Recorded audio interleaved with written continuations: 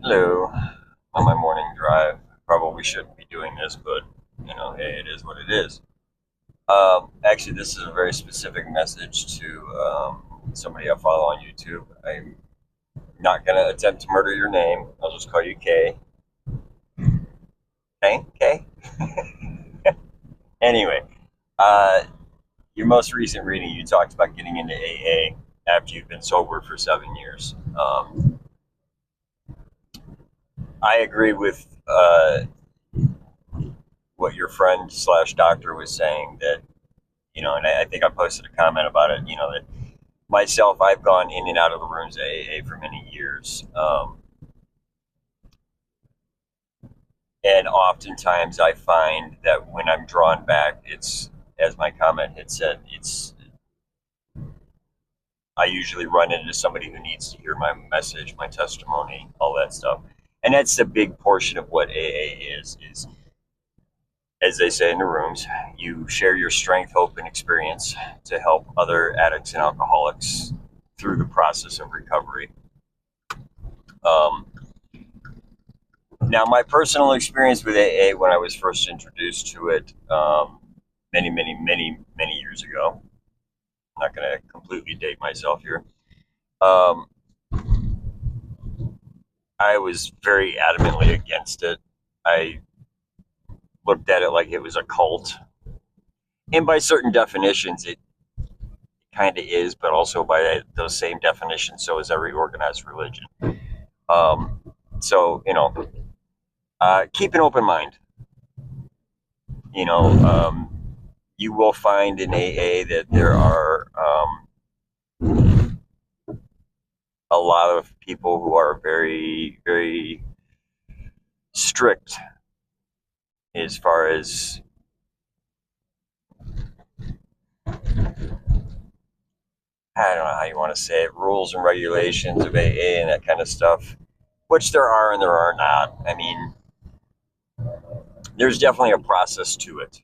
Okay, to any 12-step program, really, and they're all basically based on the same 12 steps, whether it's NA, AA,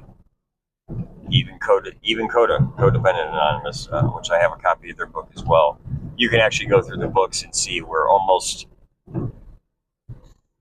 word for word they're identical. They just usually change the word alcohol to whatever your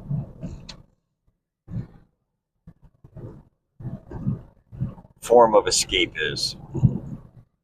Um,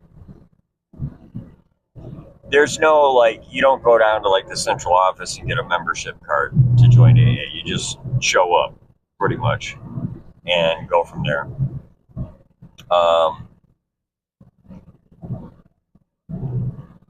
I suggest if you go into it, like I said, keep an open mind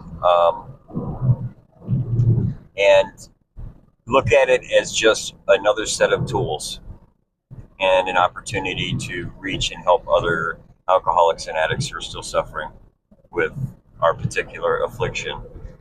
Um, don't overthink the 12 steps. That was a big thing I ran into. And I've got quite a few videos on that, actually. Me and my sister did a series called Car Talk. You can find it on my channel. We cover the 12 steps in a slightly more humorous version called the 12 fucking steps. Um, Check it out. You might enjoy it. Uh, as far as sponsoring people, what a sponsor is, and I understand your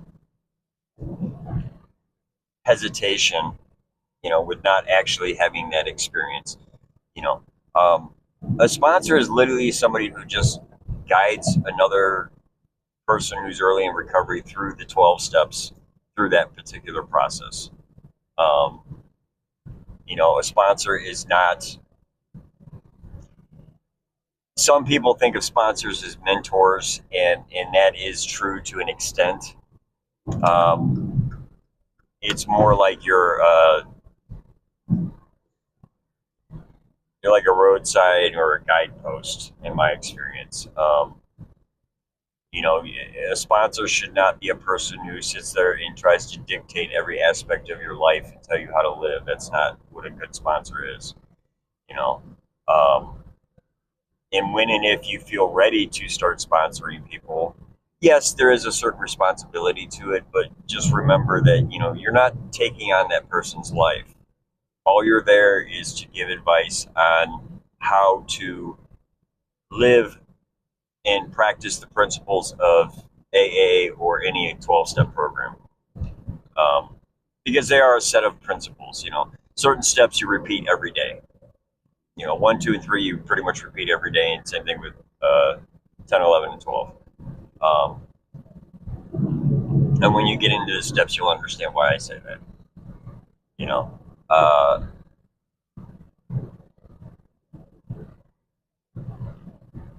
I have sponsored people. I'm not currently right now just because of time constraints. I don't have the time to pour into that like I would like to. Um, and yes, I've had sponsees relapse. And that is a hard part of sponsorship is when you do get a sponsee who relapses. And the only thing I'll say about that is just remember that everyone is their own person and everyone has free will. It doesn't matter how good of a sponsor you are; they can still choose to go back out. I've had other people. I had a sponsor who decided to drop me and several other sponsees he had because he was getting really upset at the fact that we weren't leaning on him as much as he thought we should. He expected to be like some kind of life coach mentor, and I'm like, dude, that's not what sponsorship is. Like, yeah, I come to you when I feel like I, I have something that is sobriety threatening, and I need to share a problem because a problem shared is a problem halved. You know, and he thought and expected sponsorship to be way more than that, and it's not. You know, so it's different strokes for different folks. You're going to meet people who are real hardcore and everything is done A, B, C, D. What we call the old timers. And then you're going to meet other people who are a little more flexible. You know, the big thing about AA is going through the process of the 12 steps, learning what they're for, how they work, and then from there it's just a matter of guiding somebody else through this.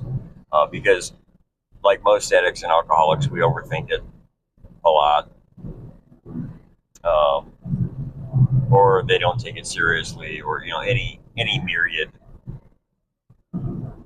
form of justification. Um, but bottom line, you don't even have to get into all of that to be considered an active member of AA. It's pretty much you start going to meetings, you pick a home group, which is a meeting you attend regularly. Um, and there's different types of meetings. You have lead meetings where somebody will get up and give their story. You have open discussion meetings, which a lot of times they will present a topic and then you break off into small groups and you openly discuss it.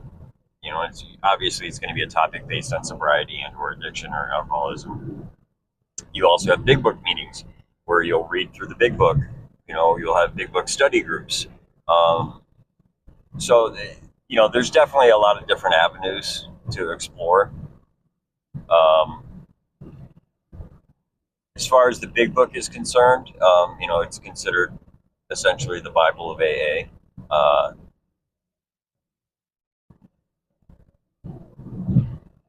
I personally feel it should probably be a little more modernized. It was written in the 30s. It's had several revisions, but there's still a lot of concepts in language in there that is definitely dated. Don't let that dissuade you. Uh, I think it's a good idea. I think you should. And obviously, if you have any questions, concerns, whatever, you can always reach out. Um, I can help guide you through any of that. You can also just do it all online too now. Ever since COVID, there's been a lot of people involved in the support groups who've gone strictly online. You know, you can find meetings online all the time, which is kind of cool. Um, so, yeah, that's where that's at. I actually plan on doing a new video here real soon. I have my testimony. I have an audio version of it linked to my community tab on my channel, but I'm going to do a video version of it. So if you're curious as to what a lead is like, obviously, please help yourself. Um, yeah, glad you're back. Love the readings, as always. Love the hair. Would love to meet you in person one day and kick your butt in chess. So, uh, yeah, that's about it. Have a beautiful, blessed day.